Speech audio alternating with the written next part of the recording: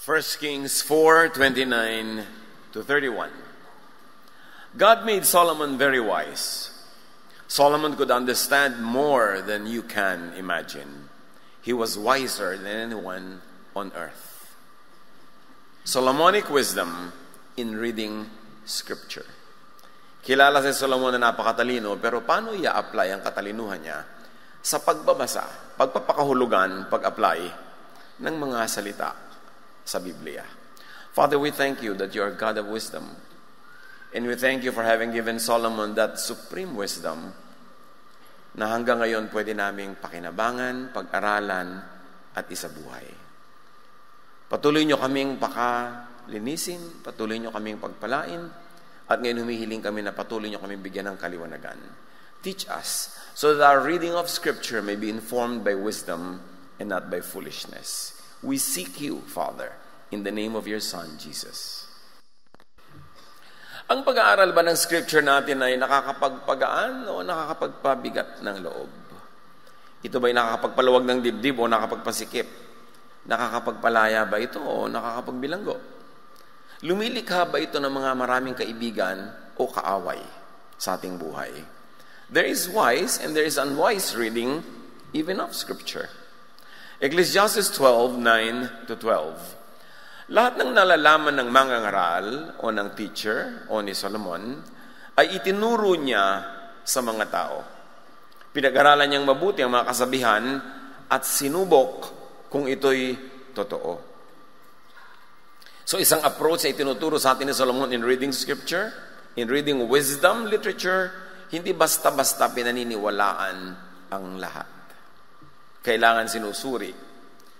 Sa pagpapatuloy, verse 10, pinipili niya ang mga salitang nagdudulot ng kasiyahan. So sa runong ni Solomon, sinasala niya, pinipili ang mga nagdudulot ng kasiyahan. Kasi maraming karunungan, maraming katuruan na ang dadalhin sa iyo, kabaligtaran ng kasiyahan. Nagbibigay sa iyo ay takot, bibigay sa iyo ay duda, o kaya ay pagmamaliit sa sarili o sa kapwa, o kaya pahirap sa loob. Noong si Solomon ay nakaupo bilang hari, napakarami ng collected wisdom ang Israel, at patuloy pa siyang nangolekta ng nangolekta.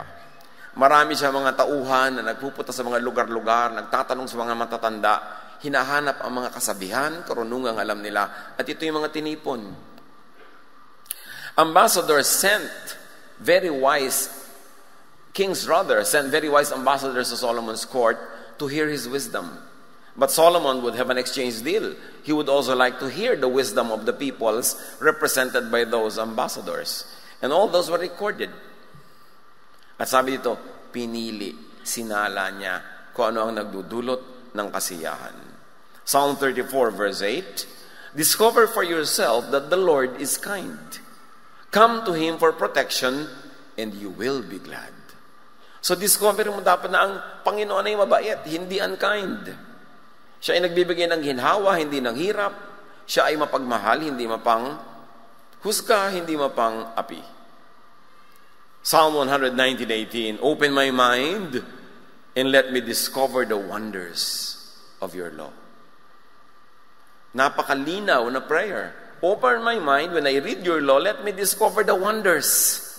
Yung lalo akong ma-inlove sa inyo, Lord. Lalo akong makitang napakatama nyo, napakagaling yung Diyos, napakahusay nyo magturo, at nakabubuti sa akin ang itinuturo.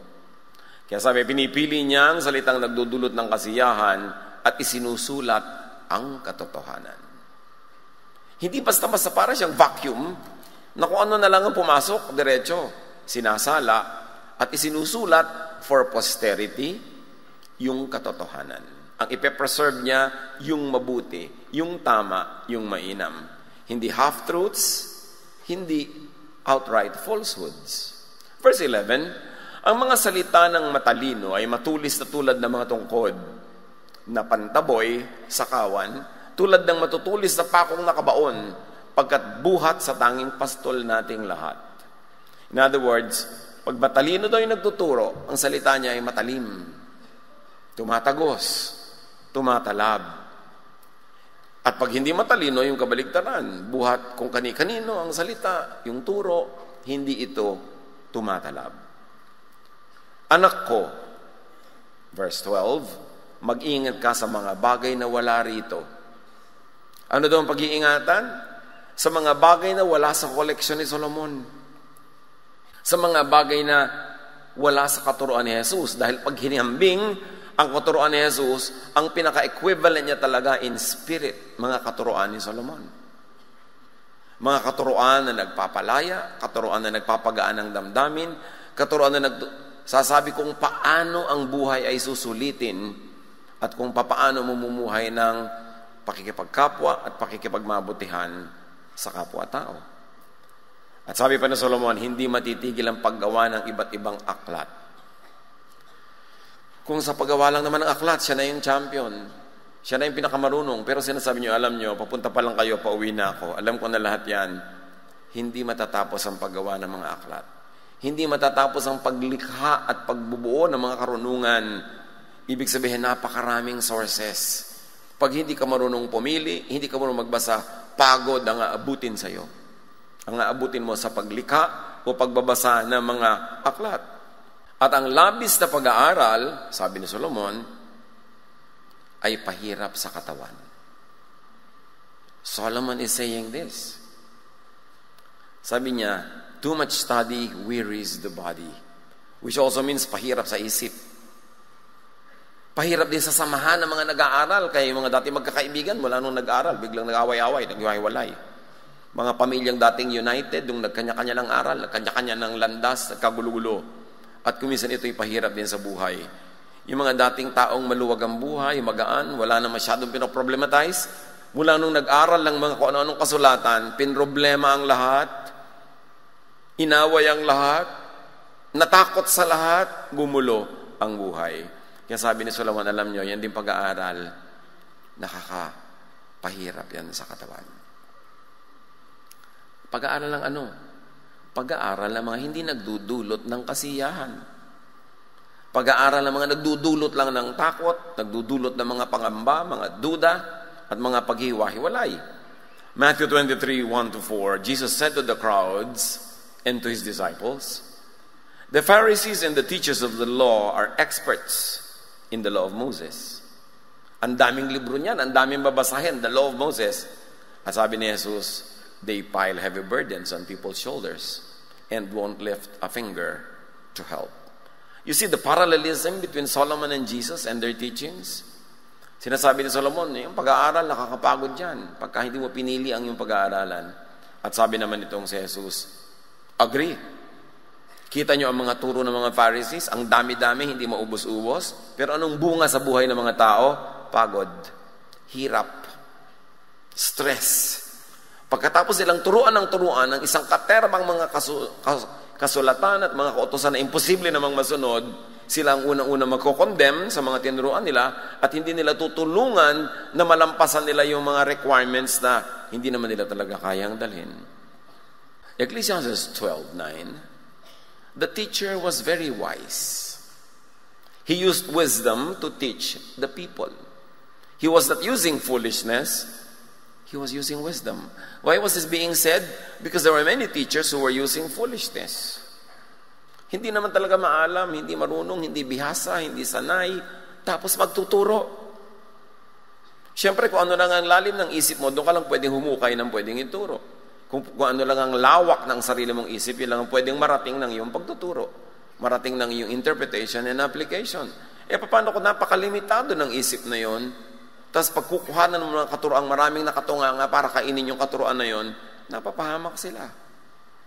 Proverbs 14:7, stay away from fools. There is nothing they can teach you. Pity people whose king or prophet is ignorant. Pity students whose teachers have no deep understanding of things. Kawawa ang mga nag-aaral sa paanan ng mga nangangaral na napakalimitado ng alam, ng kasanayan, ng pagkabihasa, ng exposure, ng training. Because you cannot give what you do not have. It is only what you have between your two ears that can come out of your mouth. and therefore can enter the ears of your listeners, enter their hearts and their minds, and rule and govern their lifestyles. Kaya mahalaga na pinipili ang pinapakinggan at kung ano sa mga sinasabi ng pinapakinggan, ang buong-buong lulununin kasi itetest mo, nakakabuti ba sa akin? Ano ang effect sa'yo ng teaching? Ano ang effect ng teacher? Is it delight or torture? At sabi ni Solomon, dapat delightful. Ang purpose ng teaching ay hanguin ang mga tao sa hirap. Bigyan sila ng kapayapaan, katahimikan. At sabi ng Panginoon, comfort my people. At sabi ni Jesus, my peace I give to you. Not as the world give, do I give. So ang lahat ng pagtatangka ng pag-aaral, pagpapalawak ng isip, pagpapalalim ng karunungan, ang bunga dapat sa iyo, peace. Peace with God, peace with other people. So teachings, according to Solomon, should be very carefully organized and reorganized. Organized also in terms of priority. Ano ba talagang priority kung dapat alaman ngayon at sundin? Kasi nag-iiba-iba rin ang priority ng tao sa iba't ibang panahon. Kahit ang Israel, nag-iiba-iba ang priority niya sa pag-approach niya sa mga laws. May mga laws nung araw na napakahigpit nilang pinairal, pero nung panahon ni Jesus, hindi na. Kasi naiba na ang panahon. Hindi nag-iiba ang Diyos, hindi nag-iiba yung katotohanan, pero yung pag-apply nun, according to the purpose for which the word was sent, will have to be contextualized. So sabi ni Solomon, it should be framed and reframed, configured and reconfigured. It should even be synthesized. Na ang pag-aaral ng salita ng Diyos ay hindi parang Russian roulette, hindi parang kung saan lumipad yung page, yun ang guidance mo. Kailangan sinusuri, ino-organize, kino-configure yan para ang maging bunga yung kalooban ng Diyos. So if not wise ang reading, the results are misreading, misunderstanding, and misinterpretation. In my 40 years of ministry, pagod na akong sumagot ng mga tanong na laging itinatanong ng mga tao. Kasi ang pinagmumulan lang is a very limited understanding of the text. Imagine the texts that we are reading were written ages away from us, in a language distant from us, and then translated into languages that are still distant from us.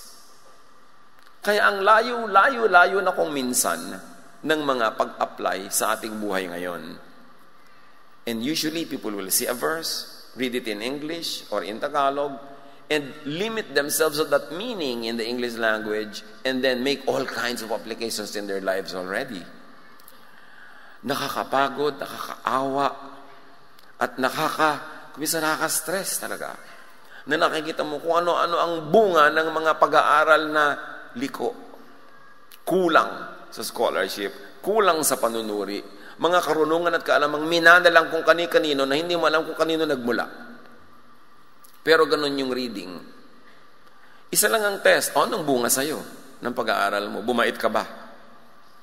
Kasi kung naging mas masungit ka pa, maging hindi ka makatao, mahilig ka makipagkagalit, mang-away, mababa ang turing mo sa iba, ikaw lang ang tama o yung mga kasama mo, mali ang pagbasa mo niyan kasi hindi ang kalooban ng Diyos para dyan. Importante yung scholarship, but people are lazy to think. Laging, Pastor, ano po ba ang gagawin ko sa ganitong verse? Ba't di mo pag-isipan? So, kailangan lagi talaga itanong mo yan. Paano kung sinabi ko sa iyo, magbigti ka? Pag sinabi niya, Pastor, yung pong boyfriend ko, papakasalan ko ba kasi ganito, ganon? Tatanong mo talaga sa akin yan, ba't di ikaw mag-aral? Kailangan suriin mong mabuti. Pastor, wala po akong trabaho, gutom na yung pamilya ko, pero may nag-offer po sa akin, may pasok po pag linggo. Tinanggihan ko po. O pag nagutom yung mga anak mo, ipakain mo yung braso mo, ha? Binigyan ka na ng trabaho, ayaw pa dahil linggo, kasi po worship day. Saan mo nakuha yung interpretation na yan, na hindi ka pwede magtrabaho dahil Sunday? Kaya nga tayo may worship pag Wednesday, pag Thursday, pag Friday, para makapagtrabaho kayo. Dahil po sabi sa Bible, di po ba mag-Sabat?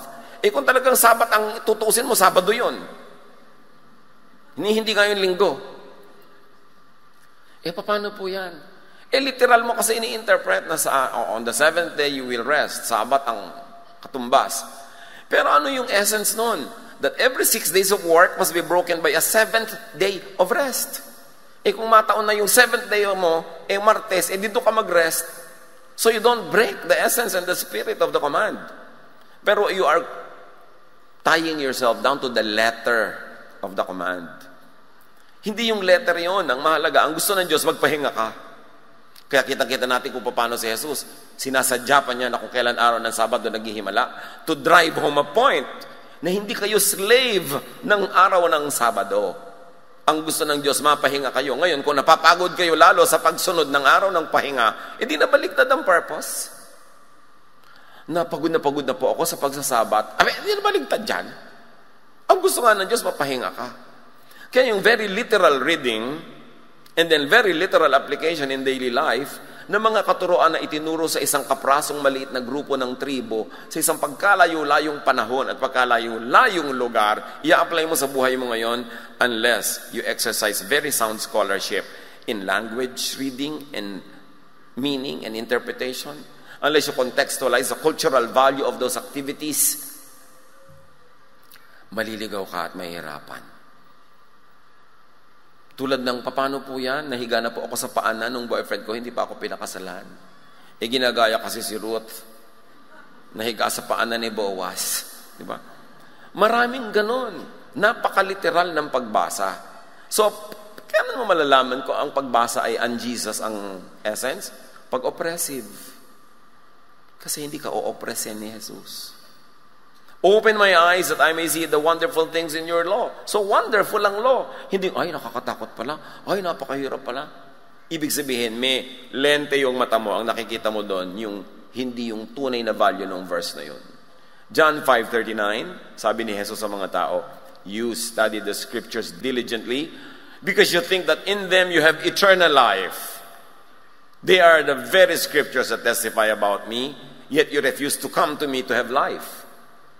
Said another way, sabi ni Jesus, aral kayo ng aral ng scripture dahil naghahanap kayo ng buhay, pero hindi naman buhay ang nakikita nyo, kamatayan. Condemnation, judgment. Kasi kababasa nyo, nalalampasan nyo ako, hindi ako ang nakikita ninyo. Sari-sari ang nakikita nyo dyan. Kung sino-sino sinusundan nyo, kung sino-sino ang pinopoon nyo, hindi ako. So you don't find life. Sabi ni Jesus, aral kayo ng aral, pero hindi nyo pa rin naiintindihan ng scripture. At ang natatagpuan nyo, kamatayan. Kaya ang hilig nyo magbatuhan, ang hilig nyo magpatayan, ang hilig nyo mag-condemn sa isa't isa, mali ang framing ninyo ng mga binabasa nyo. Pinapalupit kayo, imbes pinapabait. Luke 24:25-27, He said to them, how foolish you are, how slow to believe all the prophets have spoken. And He was speaking to the leaders of the nation. Aral kayo ng aral, basa kayo ng basa, pero iba ang nakikita ninyo. Sayang. Did not the Messiah have to suffer these things and then enter His glory? And beginning with Moses and all the prophets, He explained to them what was said in all the scriptures concerning Himself. 1,000 taon na nila pinag-aaralan yung scripture nila, hindi pa pala nila naintindihan. Kaya kailangan pang ulitin lahat ni Jesus at ipaliwanag. At sa katunayan nga, di pa rin naintindihan ng napakarami, pinatay pa nila si Jesus. So hindi ko mo basa ng basa, hindi ko mo interpret ng interpret, tama na agad. Ecclesiastes 12:10, balikan si Solomon, the teacher tried very hard to find the right words, and he wrote the teachings that are true and dependable. So may mga things pala na hindi true at hindi dependable. Mayroong teachings na untrue and untruthful per se. Kailangan i-contextualize mo para lumabas yung meaning. May mga teachings na untrue pag misread, misinterpreted, and misapplied. So what is really needed is contextualization. 1970s pa, marami ng mga Bible scholars na nagpupush ng contextualization. Hanggang ngayon, it has never made a dent. Simply said, what is contextualization? It is, ano ba ang ibig sabihin ng verse na yan nung kauna-unahan in the original time and place na yan ay binigkas? Ano ba ang kahulugan niyan sa mga original na nagsalita at original na karinig? So, dapat ngayon, kung i-apply mo yan sa buhay mo, faithful ka sa context. Faithful ka sa original reason why it was said.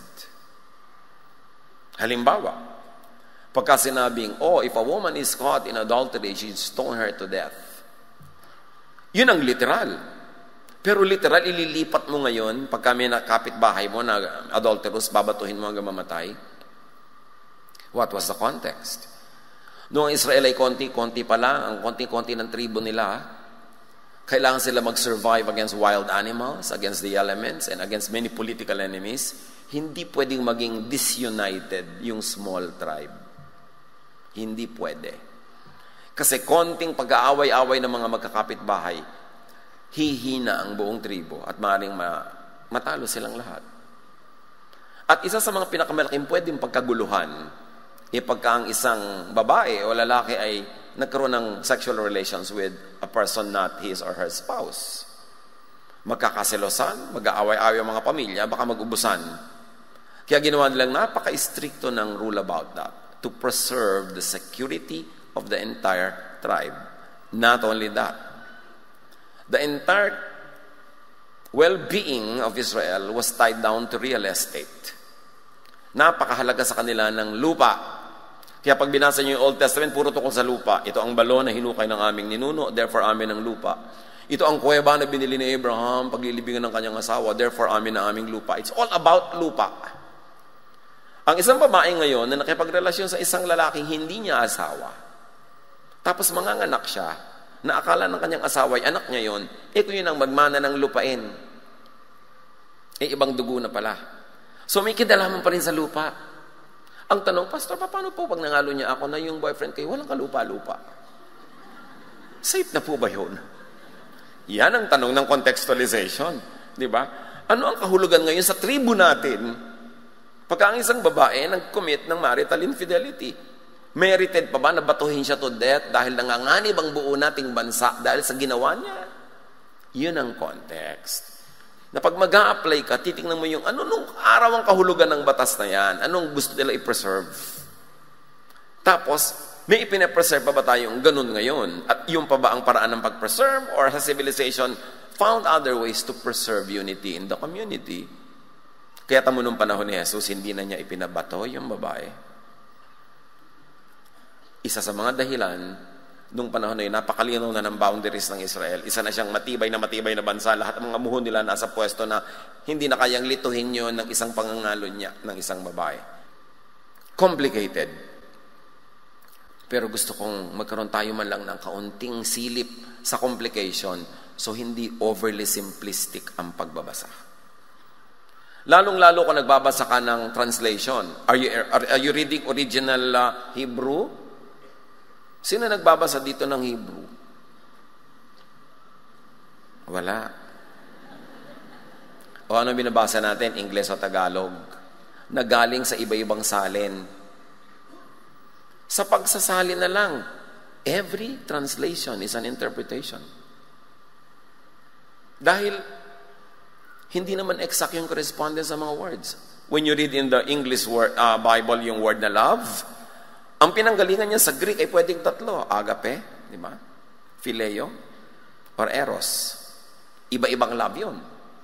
Love ng God, love ng magkakapatid, at love ng magkasintahan na may kasamang sexual activity, yung eros. Pero pag in English mo yan, love na lang. Kasi limited ang English language. So, ano ngayon ang binabasa mo? Tapos lalaban ka ng patayan dahil sa binabasa mo, yun pala, isa lang yun sa mga possible readings. Kaya dapat nagbabasa ka ng maraming interpretations, maraming versions, hindi lang isa. Do not be overly loyal to one version. Dahil ikukulong mo ang isip mo doon sa ginawang policy ng mga nag-translate niyan, how they translated things. Now, don't throw away your translations, but read more para mas malaki ang possibility na makita mo yung buong gustong sabihin ng original language. Contextualization is important. What did it mean to them? Nung araw, yung mga ibang verses are very harsh because it is meant to preserve the community. Pero ngayon, sa ating community, pag pinractice mo yung harshness na yon, instead of preserving the community, you will divide the community. So what is the contextual purpose of the verse? To preserve the unity of the group.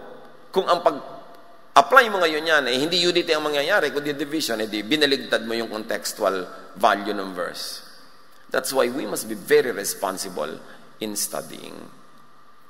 At itetest natin doble-doble pag ang effect, pinapasungit tayo, hindi tayo nagiging mabait o mabuti, mas maging suspicious ka sa reading. Maaring tama ang reading, yun talaga sinasabi ng verse, pero ikaw ba ang sinabihan niyan? Remember, ang pinaka-recent na original hearers niyan, 2,000 years ago. Kaya pag sinabi halimbawa, meron pa mga 3,000, 5,000 years ago pa. Pag sinabi halimbawa kay Noah, gumawa ka ng sasakyang lulutang sa dagat, gagawa ka rin? Di naman ikaw yung kausap. Katulad sa mga tinuturo ni Paul sa marami mga churches, he was doing church management. Pag may sinabi siyang, ito, tanggalin nyo, ito, pahirapan nyo, yung mga tao yun, kilala niya kasi lahat yun. Particular incident sa church yun, at meron mga issues na kailangang ma-solve right now. Tapos ngayon, 2,000 years ago, mababasa mo, i-apply nyo sa church nyo, outside of its context, chances are, magkakamali ka ng pag-apply. Kaya yung contextualization, ayan, napakahalaga. Which of course, lazy scholars don't want to get into. Kasi lalong-lalo na yung masyadong napaka-literal na mga reading. Sasabihin na, God said it, I believe it, that settles it. You know what it excludes? It excludes scholarly examination. Aandar yung parang blind faith dyan. Samantalang si Solomon, sabi niya, sinuri ko lahat dyan. Inaral ko yan. Finrame ko yan. So major teachings, at may mga teachings na, mahalaga ha, recognized by people and religion, even by tradition, but not recognized by God. Not recognized by Jesus, even in Scripture. Matthew 15, 1-9. Then some Pharisees and teachers of the law came to Jesus. They came from Jerusalem and asked him, "Why do your followers not obey the traditions we have from our great leaders who lived long ago?" Jesus answered, "And why do you refuse to obey God's command so that you can follow those traditions that you have?" Bakit ang mga tauhan mo hindi sumusunod sa mga inuutos ng ating mga kaugalian? Yun ang recognized teaching. Yun ang official. Sabi ni Jesus, bakit kayo hindi sumusunod sa utos ng Diyos para lang masunod nyo ang inyong mga kaugalian? Napakalino sinasabi ni Jesus. Ang dami niyong kaugalian, religious traditions, cherished, institutionalized, official, accepted, but not from God. It took Jesus to make them realize na hindi ko mo religious tradition, kinagisnan, kinasanayan, sinasang-ayunan ng mga experts, recognized by God. At sa pagpapatuloy, sabi ni Jesus, "You are hypocrites." Isaiah was right when he spoke for God about you. At ano daw sabi ni Isaiah na sinasabi niya para sa Diyos? "Those people honor me with their words, but I am not really important to them. Their worship of me is worthless. The things they teach are only human rules." Imagine the cherished traditions, the commandments, the 613 mitzvots, and all the requirements of the Jewish religion. Sabi ni Isaiah, early on, panahon pa ni Isaiah. So niya, alam nyo, hindi kayo talaga sumasamba. Kasi ang mga turo nyo, imbento. Iniimbento nyo mga katuroan nyo para sa inyong sariling kabutihan. The priests, the religious leaders were inventing all kinds of teachings that benefited them and the temple, but were not really teachings of God. Kaya galit sila kay Jesus Kasi ang daming binasag ni Jesus ng mga kaugalian. Ang conclusion mo lang, si Jesus ba ay lawbreaker o siya talaga yung law? Kaya sabi niya, Sabbath was not made for man, but man for the Sabbath. I am the Lord of the Sabbath. So nung binrake niya, hindi niya binrake. Yung mga tao ang nagbe-break ng spirit of the Sabbath for so long, na nung itama ni Jesus, mukhang siya yung lawbreaker.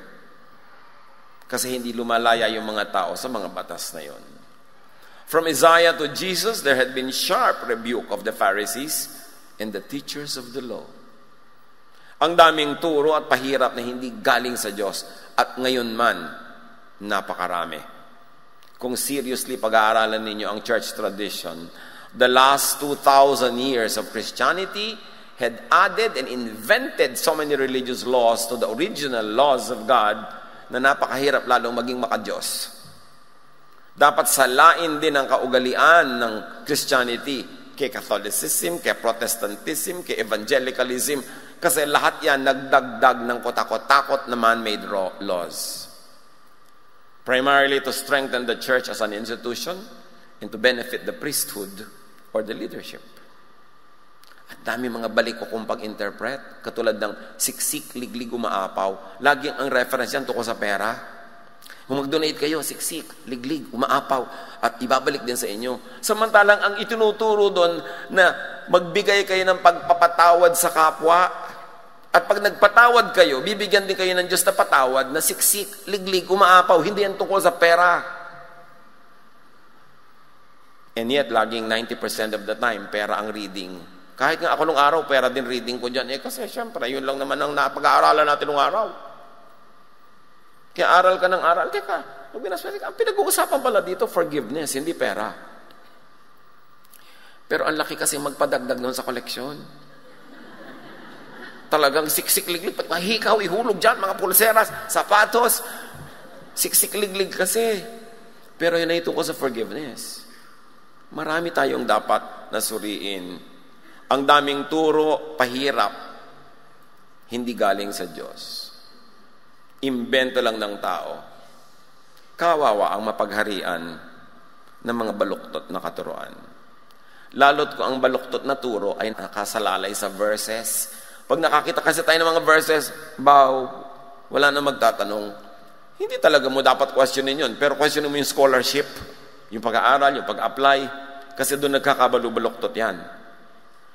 Sila ang tinutukoy sa John 10:10. A thief comes only to rob, kill, and destroy.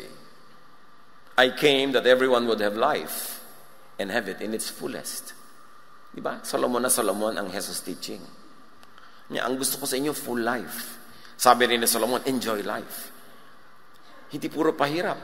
Sabi niya, alam niyo yung mga magnanakaw at tinutukoy niya, mga teachers. They rob, they kill, they destroy. Ninanakaw nila yung saya, yung katahimikan ng loob. Kasama na rin yung mga pondo. Kaya sabi ganoon, kailangan mag-ingat kayo. Ecclesiastes 12:11, sa pagbabalik kay Solomon. Words from the wise are like sharp goads. When these sayings are written down and saved, they can be used to guide people.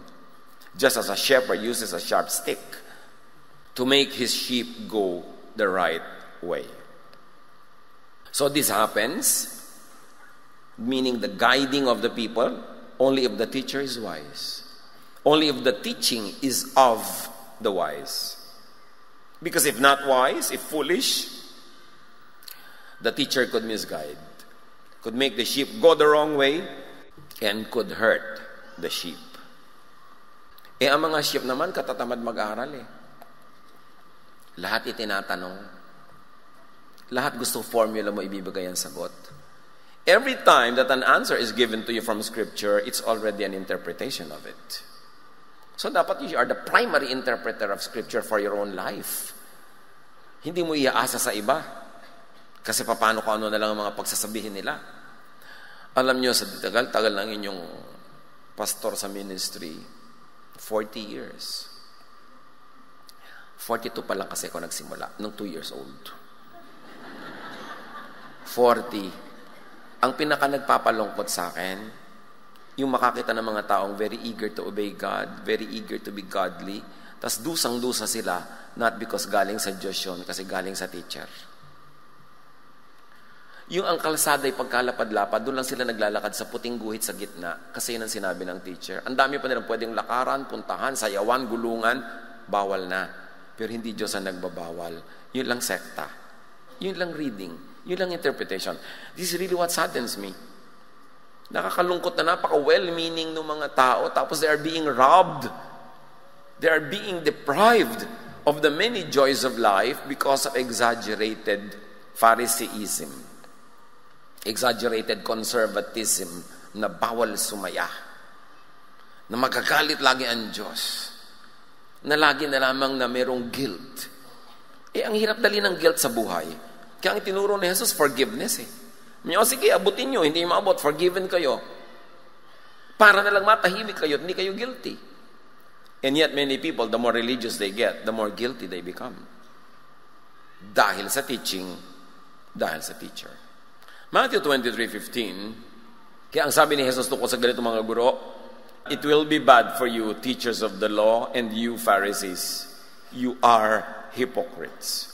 You travel across the seas and across different countries to find one person who will follow your ways. When you find that person, you make him worse than you are. And you are so bad that you belong in hell. Words ni Jesus. Sabi niya, you travel overland and sea to win a single convert. And when you have done so, you make him twice as much a son of hell as you are. Sabi ko, kawawa ang dapuan nyo, pamisyon-misyon pa kayo, turo kayo ng turo, akyat kayo ng akyat ng mga bahay, kung saan kayo nakakarating, pero ang dapuan nyo, kawawa. Kasi gagawin nyo lang silang parang anak ng impyerno. Ibig sabihin, laging guilty, laging mahirap ang loob, laging nagja-judge ng iba, laging nagtatago, laging nagbabalat kayo, mabuti pa, wag nyo na lang silang turuan. And sometimes that's how we feel when we look at mga kumisan, mga karakaratula ng mga religious works sa iba-ibang lugar. Ay, nakarating na sila dito. Parang gusto mo sabihin, ay salamat, dala-dala naman nila yung Bible, nakarating din. Pero naku, dala din nila yung mga doktrina nila na magpapahirap lang sa mga tao. Mixed feelings ang mararamdaman mo. At yung mga dinadapuan nila na yun, hindi na yung makikikamag-anak, hindi na yung makikipagkaibigan sa mga dati na kamag-anak, hindi na yung dadalo sa kasal ng mga pinsan nila kahit magkakaibigan silang matalik mula pagkabata. Hindi na sila pupunta sa mga libing ng mga lola-lola nila dahil merong religious value yung mga ritual. Inilalayo sila sa kapwa, sa kamag-anak, sa mga mahal sa buhay, in the name of God. Itanong nyo kay Jesus kung ganun din ang ituturo niya. Kaya sabi niya, napapahamak ang nakikinig sa inyo. Ecclesiastes 12:12, so son, study these sayings, but be careful about other teachings. Other meaning outside of the Solomonic wisdom, outside of what is the Jesus or Jesusness teaching, because those two teachings agree on so many things.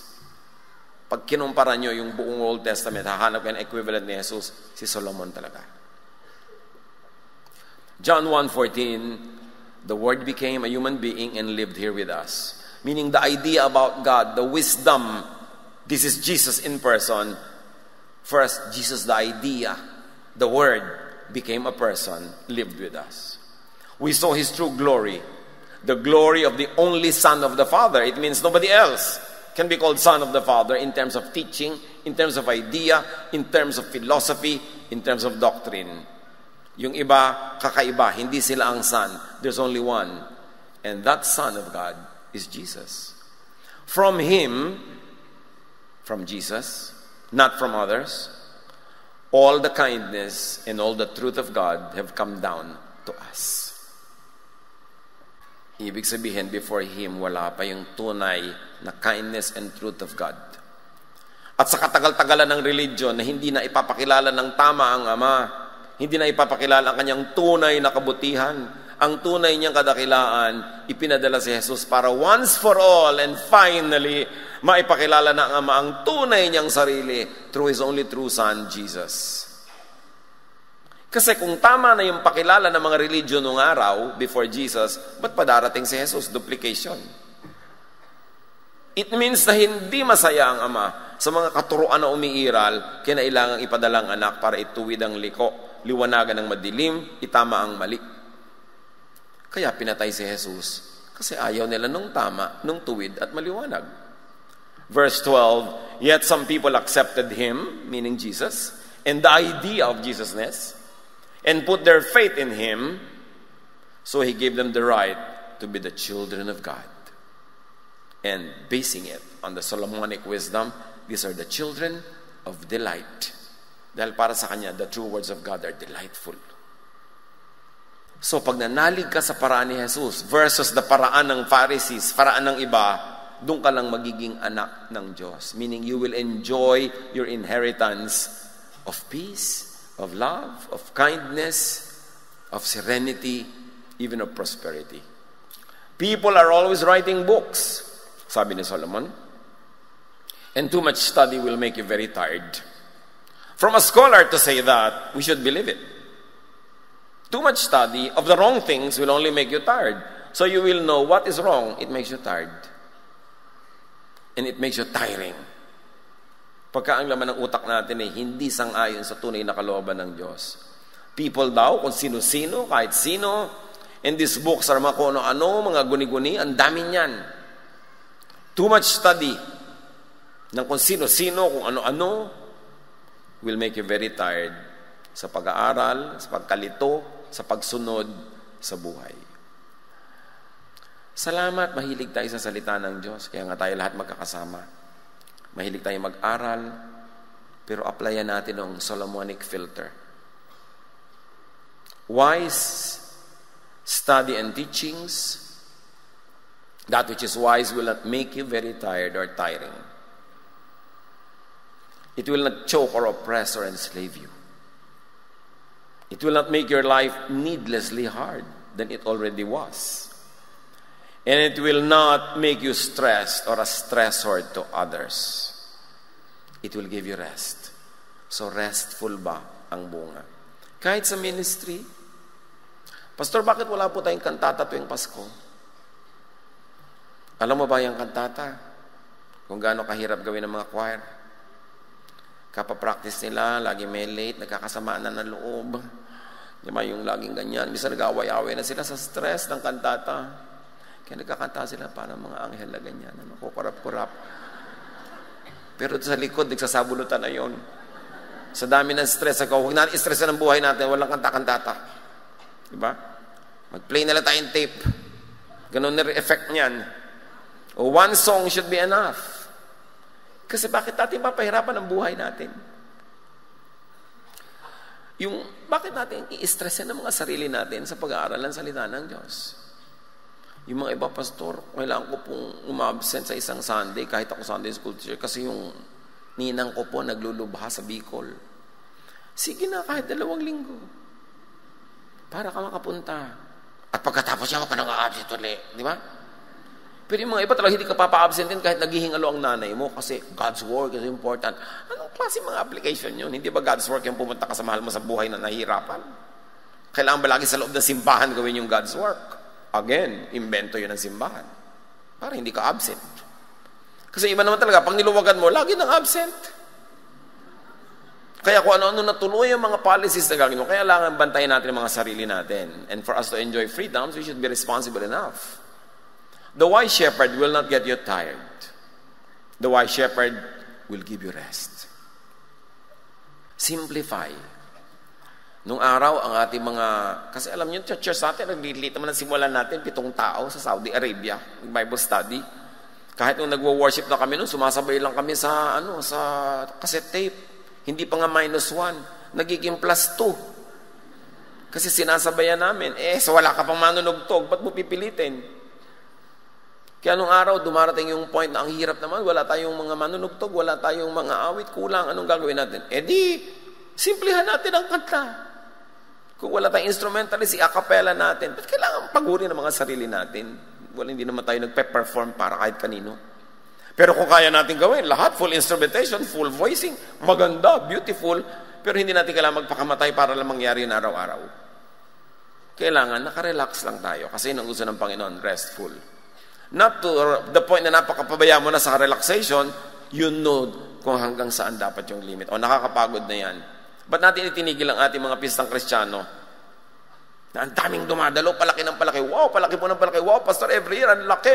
Next year po siguro, mas malaki pa. No, next year, tigil na to. Bakit po? Nakakapagod na. Mahirap mag-maintain ng tradisyon. Taon-taon po ginagawa natin. Kahit dumudugo na tayo dito, sumusuka tayong dugo, gagawin natin dahil taon-taon. So, kailangan ibahin naman natin. Pag nakakapagod niyan, hindi na sulit yung spiritual enjoyment mo sa sobrang pagod, naging performance na, itigil. Ibahin naman. Kailangan nakakapagpahinga ang tao. Kaya sabi sa Matthew 11:28-30, "Come to me all of you who are tired from the heavy burden you have been forced to carry."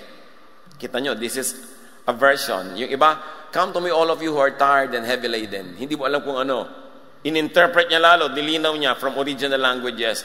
Come to me all of you who are tired from the heavy burden you have been forced to carry by the religious. Yun. I will give you rest, sabi ni Jesus. Accept my teaching. Learn from me. I am gentle and humble in spirit. They are not. And you will able to get some rest. Now you don't. Yes, the teaching I ask you to accept is easy. Their teaching is difficult. The load I give you to carry is light. Theirs is heavy. Yun ang unsaid sa Matthew 28. Pag nagbibigay si Jesus ng rest, it is rest from too much religion that already robs you of happiness, of peace. Yun talaga ang tinutukoy ni Jesus. This is Jesus, and this is Jesusness. Come and taste and see that the Lord is good. Hindi siya nakaka-oppress. Dapat ang effect sa'yo ng pag-aaral ng salita ng Diyos, you fall more and more in love with God. Hindi you become more and more afraid. Siyempre, ang gusto ng mga ibang religious leaders, lagi kang takot kasi madali kang i-manipulate if you're afraid. But you fall more and more in love with God because you know how loving and kind, how accommodating, how understanding God is. So test the teaching. Test the teacher. The teaching that I ask you to accept is easy. Sabi ni Jesus, the load I will give you to carry is light. Needless religiosity could imprison. Jesus sets free. Keep that in mind when you read. Keep that in mind when you interpret. And do your more reading, personal readings. Read several versions.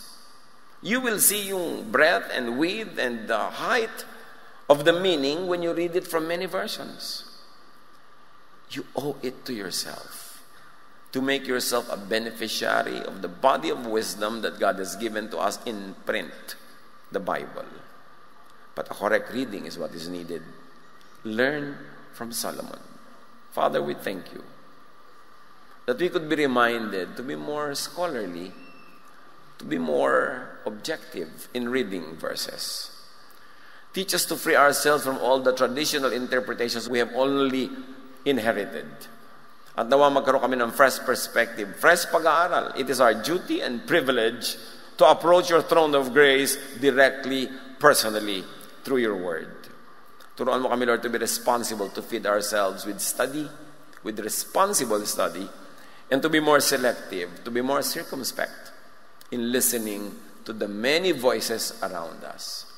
Pagbulay-bulayan natin ang mga kahulugan nito sa ating practical life, pag-aaral, pakikinig, para lalo tayong mapalapit sa puso ng Diyos na may kapayapaan, katahimikan sa buhay. Ponder these words in a few moments.